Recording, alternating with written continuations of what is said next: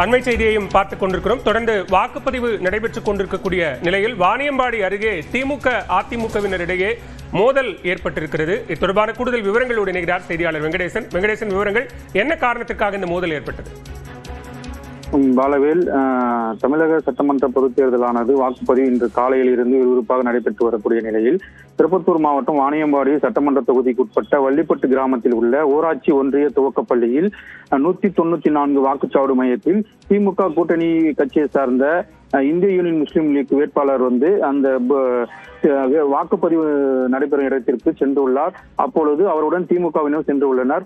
இதனால் அங்கு அதிமுகவினர் அவர்களிடம் வாக்குவாதத்தில் ஈடுபட்டுள்ளனர். மேலும் இது தொடர்பாக அங்கு ஒருவருக்கொருவர் வாக்குவாதம் ஏற்பட்டு பிறகு கைகலப்பாக மாறியுள்ளது.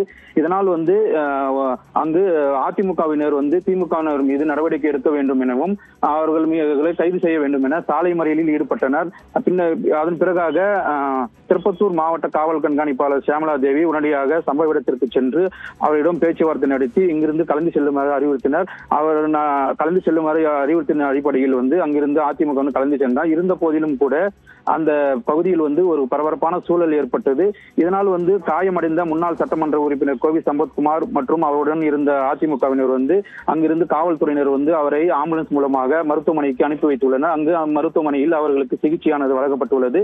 மேலும் இன்று காலையில் இருந்தே வாணியம்பாடி சுற்றி இருக்கக்கூடிய வாக்குச்சாவடி மையத்தில் திமுக மற்றும் தாவேகா மற்றும் அதிமுக இடையே தொடர்ந்து வாக்குச்சாவடி மையத்தில் பரபரப்பான சூழலும் அதே போல ஒருவர் தாக்கிக் கொள்ளும் சம்பவம் தொடர்ச்சியாக அரங்கேறி வருகிறது. பாலவேல், விவரங்களுக்கு நன்றி வெங்கடேசன்.